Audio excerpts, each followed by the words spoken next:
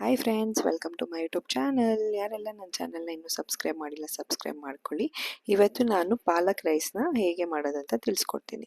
ನಾನೊಂದು ಚಿಕ್ಕ ಜಾರಿಗೆ ಕಾಯಿ ತುರಿ, 7-8 ಹಸಿಮೆಣಸಿನ್ಕಾಯಿ, ಸ್ವಲ್ಪ ಕರ್ಬೇವಿನ ಸೊಪ್ಪು, ಒಂದು ದಪ್ಪದ ಸೈಜಷ್ಟು ಶುಂಠಿನ ಹಾಕ್ಕೊಂಡು ಚೆನ್ನಾಗಿ ಗ್ರೈಂಡ್ ಮಾಡ್ಕೋಬೇಕು ಪೇಸ್ಟ್ ಕನ್ಸಿಸ್ಟೆನ್ಸಿಯಲ್ಲಿ.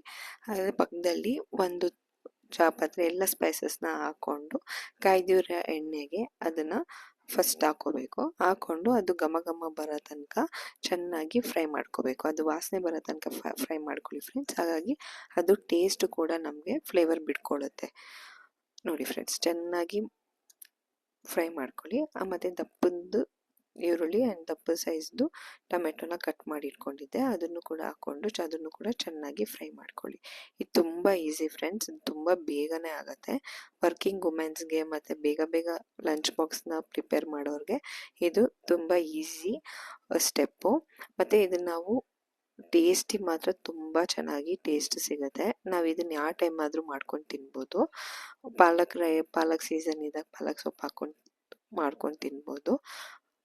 ಬರೀ ಅನ್ನ ಸಾರು ತಿನ್ನೋರಿಗೆ ನೋಡಿ ಇದು ಒಂಥರ ಡಿಫ್ರೆಂಟ್ ಆಗಿರುತ್ತೆ. ರುಚಿಗೆ ತಕ್ಕಷ್ಟು ಉಪ್ಪು ಹಾಕ್ಕೊಂಡು ಅದನ್ನು ಕೂಡ ಫ್ರೈ ಮಾಡ್ಕೊಂಡಿದ್ದೀನಿ. ಒಂದು ಇಡಿಯಷ್ಟು ಬಟಾಣಿ ಹಾಕ್ಕೊಂಡು ಅದನ್ನು ಕೂಡ ಫ್ರೈ ಮಾಡ್ಕೊತಾ ಇದ್ದೀನಿ. ಮಕ್ಕಳು ಮನೇಲಿರೋರಿಗೆ ಈ ಥರ ಡಿಫ್ರೆಂಟ್ ಬಟಾಣಿ ಈ ಥರ ಎಲ್ಲ ಯೂಸ್ ಮಾಡ್ಕೊಳ್ಳಿ.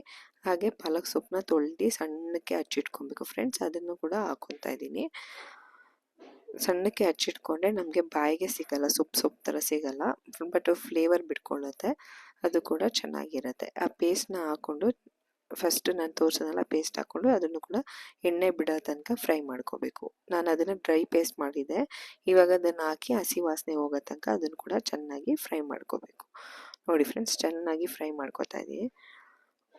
ನೋಡಿ ಎಣ್ಣೆ ಎಲ್ಲ ಬಿಡ್ಕೋತಾ ಇದೆ, ನಿಮ್ಗೆ ಕಾಣಿಸ್ಬೋದು. ಅದಕ್ಕೆ ನಾನು ನನ್ನ ಮಗಳು ತಿಂತಾಳೆ ಅಂತ ಸ್ವಲ್ಪ ಸೋಯಾಬೀನ್ ಹಾಕೋತಾ ಇದ್ದೀನಿ. ನಾನು ತುಂಬ ಸ್ಪೈಸಿ ಮಾಡಿಲ್ಲ, ಸೊ ಹಾಗಾಗಿ ಅವಳು ತಿಂತಾಳೆ. ನೋಡಿ ಸೋಯಾಬೀನು ಕೂಡ ಚೆನ್ನಾಗಿ ತೊಳ್ಕೊಂಡು ಹಾಕೋತಾ ಇದ್ದೀನಿ. ಮಕ್ಕಳಿರೋ ಮನೇಲಿ ಈ ಥರ ಡಿಫ್ರೆಂಟಾಗಿ ಮಾಡಿಕೊಟ್ರೆ ಅವ್ರಿಗೂ ಕೂಡ ಎಲ್ಲನೂ ಹೆಲ್ದಿಯಾಗಿ ತಿಂತಾರೆ, ಇಷ್ಟಪಟ್ಟು ಕೂಡ ತಿಂತಾರೆ. ನಾನು ಇದು 1 ಲೋಟ ಅಕ್ಕಿ ತೊಗೋತಾ ಇದ್ದೀನಿ. ಇದನ್ನು ನಾವು 4 ಜನ ತಿನ್ನೋಷ್ಟು ಮಾಡ್ತಾ ಇದ್ದೀನಿ. 1 ಟೈಮ್ 4 ಜನ ತಿನ್ಬೋದು ಫ್ರೆಂಡ್ಸ್.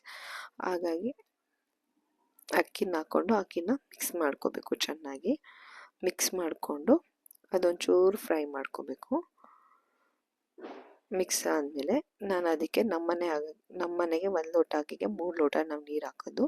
3 ಲೋಟ ನೀರು ಹಾಕ್ಬಿಟ್ಟು 2 ವಿಷಲ್ ಕೂಗಿಸ್ಕೋಬೇಕು ಫ್ರೆಂಡ್ಸ್. Ready to serve.